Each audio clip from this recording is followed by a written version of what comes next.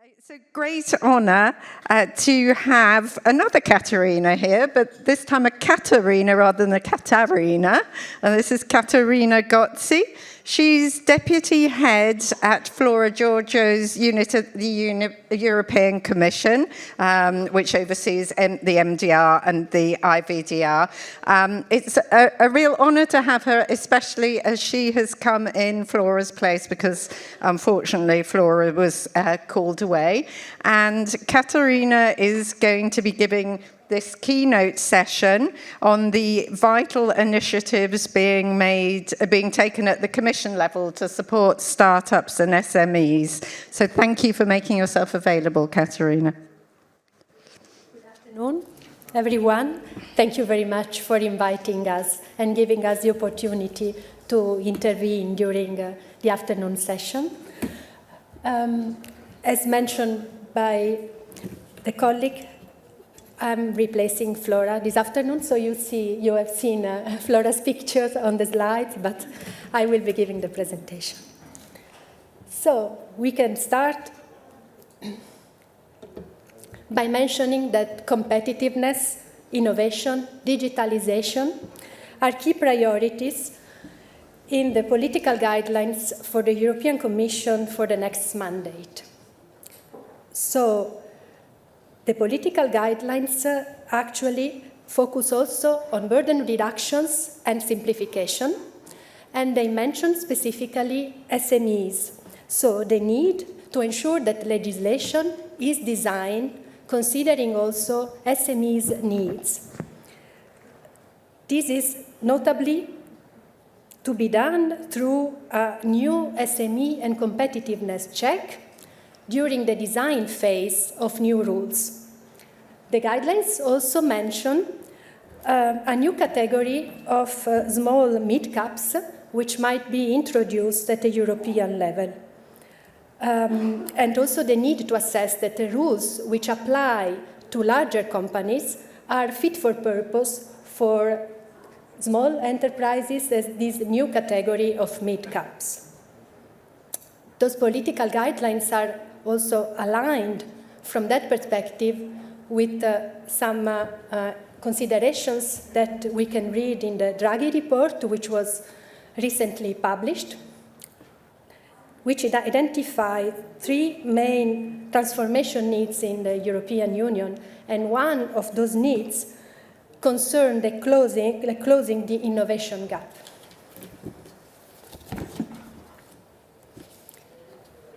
Innovation is also a key objective of the existing regulations. We should not forget that. Even if the implementation of the regulations might have led to some challenges, however, this remains one of the main objectives. And this is also one of the reasons why the Commission has decided to anticipate the evaluation of the regulation, which was due by 2027, in order to be able to gather evidence about existing challenges. For the same purpose, it also launched data gathering studies, which are still ongoing. And you have heard this morning from other participants about the state of play of the implementation of those studies. The outcome of those studies will feed into the evaluation. And of course, also additional data collection exercises will be launched. Very soon, we intend to launch a call for evidence, a public call for evidence with a public consultation before the end of the year, which will allow us to really gather opinions, views, but also data from all categories of stakeholders. We will also develop different sets of questionnaires for certain categories of stakeholders in order to really gather more targeted information, and we really would welcome your participation. The evaluation will, of course, assess how far the objectives of the regulations have been achieved, along with how the regulation is performing, applying the 5 usual criteria: effectiveness, efficiency, coherence, relevance, EU added value. So it will be really an evidence-based exercise. And we hope really that we will be able to collect sufficient data to provide a clear picture about the state of play and the performance of the regulation. We plan to finalize the evaluation by next year. But then, looking into our regulations, we can identify several tools which have been provided by the legislator in order to support innovation and ensure a level playing field within the internal market. One of the tools is the scientific advice mechanism provided by expert panels. Expert panels have been established by the regulation. The secretariat is currently provided by the agency, EMA. They provide scientific advice in various instances to different actors, the MDCG, the notified bodies, and competent authorities. But what is very interesting for us this afternoon is the advice which is provided to manufacturers on their intended clinical development strategy.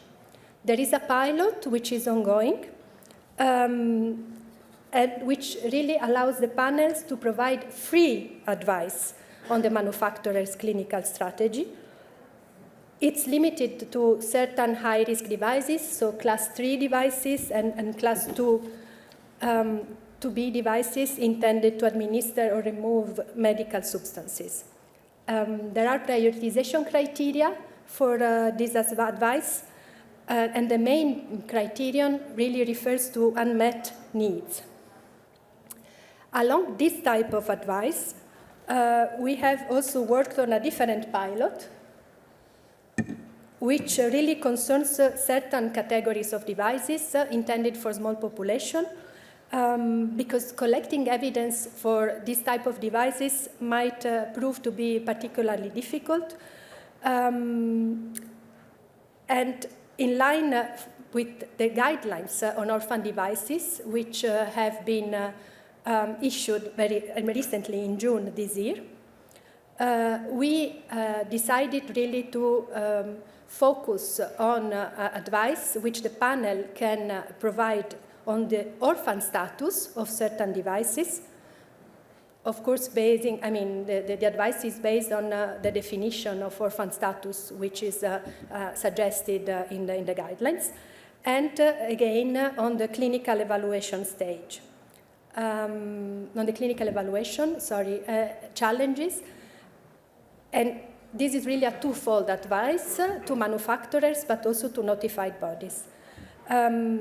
For manufacturers, the advice can be provided in different stages, while for notified bodies, there are specific moments during the conformity assessment in which the advice can be provided.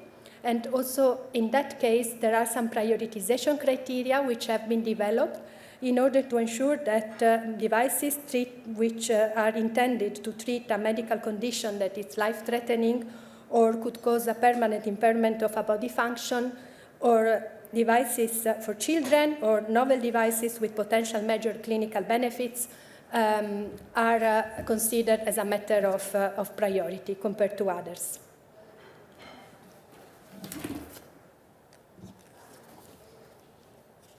Other tools which are in a way provided directly or indirectly by the regulations concern the relations between the notified bodies and the manufacturers.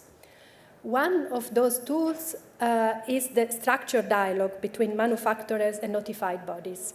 We know that notified bodies cannot become the consultant of manufacturers because there would be a clear conflict of interest, and the main objective is really to ensure the independence and impartiality of notified bodies. However, we also know, and it was recognized in the MDCG position paper 2022-14, that notified bodies are encouraged, along with manufacturers, to organize structured dialogues, so exchanges, before and during the conformity assessment process. Of course, in order to really address challenges and the complexity of the process itself. So there was a call to ensure a pragmatic approach towards the structured dialogue. And we have been working on providing additional clarity on how this structured dialogue can be designed, on which are the areas in which notified bodies can indeed exchange with manufacturers before and during the conformity assessment process. Because we realized that the implementation was of those suggestions was difficult to be achieved. So we are now working on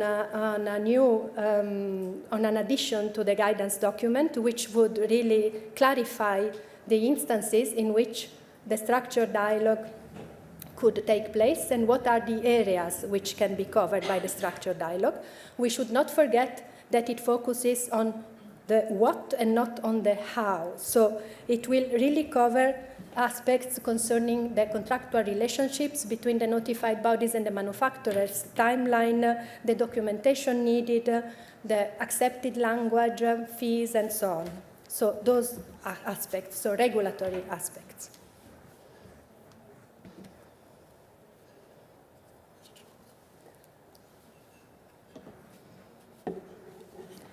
As I mentioned before, we have been working also on the new guidance on the clinical evaluation of orphan medical devices for a long period of time. The guidance has been endorsed in June this year.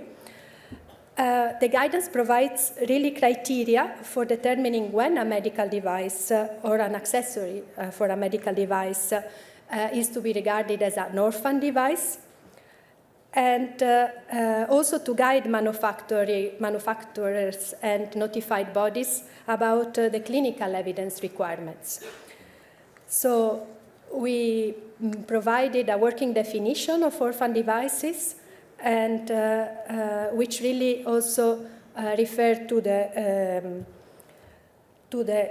number of individuals in the European Union per year which could benefit indeed from the device, and also to the fact that there should be insufficient available alternatives for the treatment, diagnosis, or prevention of the disease or condition, and on the provided benefits, clinical benefits, compared to available alternatives and the state of art. The guidelines includes, of course, the possibility for manufacturers also and notified bodies to seek advice from expert panels, as mentioned before.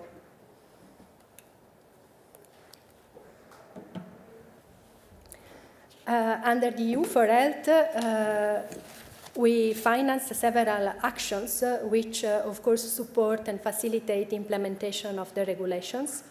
One of those actions is the Horizon scanning system. So it's an action which you can find in the EU for Health Work Program for 2024. Pre-information notice has been already published. We plan to launch the action in the first quarter 2025.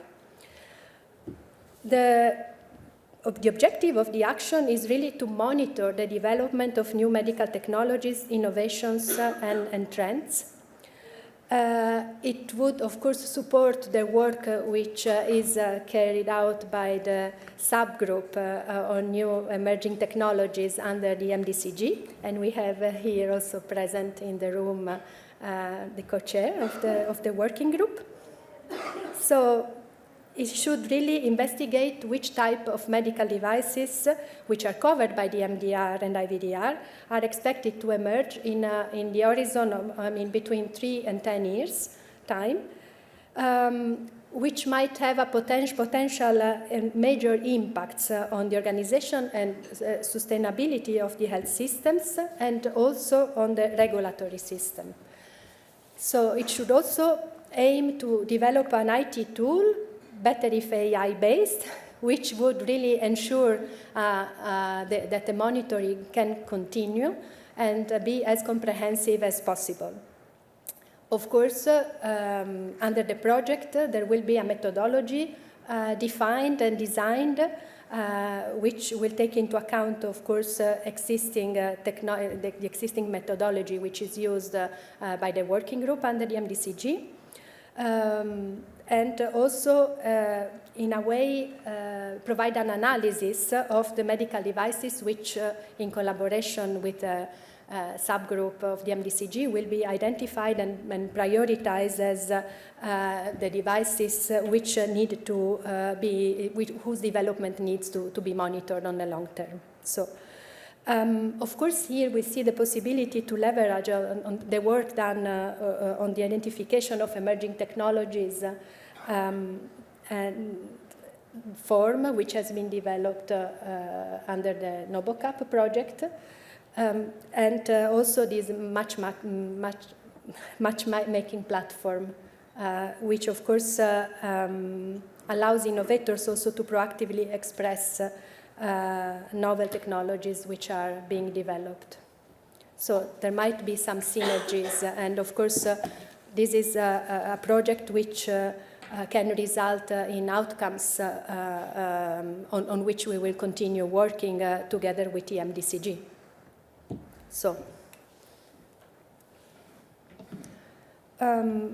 we are now looking also in the tools which are provided by different set of rules, not the MDR and the IVDR. And we cannot, of course, not avoid mentioning the AI Act, which has been recently published in the official journal. The AI Act introduces the possibility of AI regulatory sandboxes.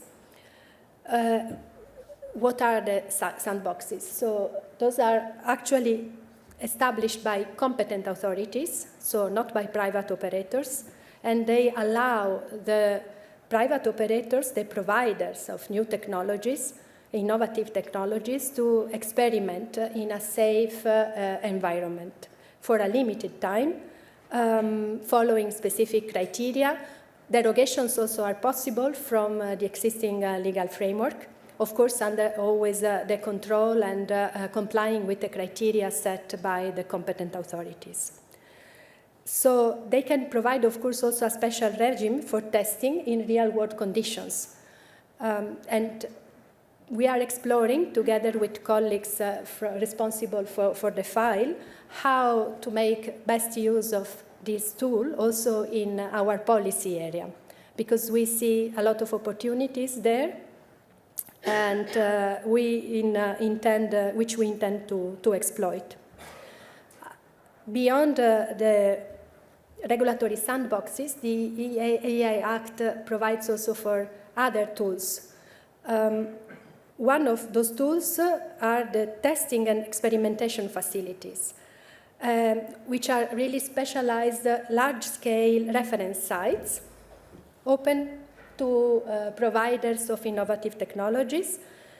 Those sites are located across Europe, and their objective is really to experiment at scale state-of-the-art AI solutions, which cover both software and hardware products and also services. Of course, there might be a combination of physical and virtual facilities also, which are put at the disposal of providers. And also here, the testing can take place in real-world environments. So the different key distinguish features between the testing, experimentation facilities and the regulatory sandboxes is therefore the presence or not of a regulator, and the possible derogations from existing rules. So while in the case of the sandboxes, there might be indeed derogations from the application of existing rules, in the other case, we can provide just an environment in which testing can take place in real-world environment. There are also the AI factories that are dynamic ecosystems around the EuroHPC, the joint undertaking, so managing the supercomputers.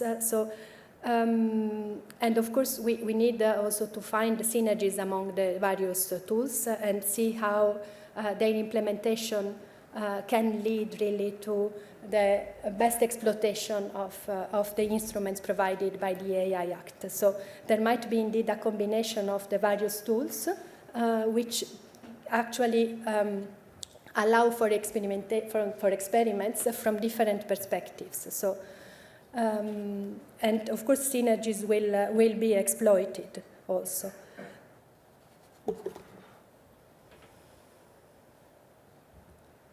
Under the Digital Europe program, the coordination of TEF has been funded. So, and there are also several testing and experimentation facilities which have been established so far. One is really in the sector of healthcare, so it's the TEF Health. Another one which might be of interest to this audience is, of course, also the manufacturing AI matters. They all four work closely together, and as I mentioned, the coordination among those is financed by the EU budget. However, there is no financing beyond the coordination for this specific action per se. So far, we have 52 participating public and private entities to the TEF Health.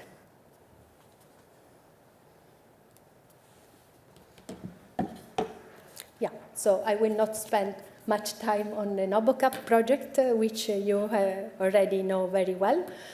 Just to mention very quickly that, of course, the Commission is keen in supporting increased capacity of notified bodies and also facilitate, of course, regulatory compliance by manufacturer, which in end effect really can, of course, facilitate market access by manufacturers. So, and we will continue working on the results. And we will base ourselves on the results of those actions and try to exploit those results also in the framework of other initiatives. Then let me finish with the IHI. Do you know there is a private, public-private partnership, so it's a joint undertaking, what we call a joint undertaking.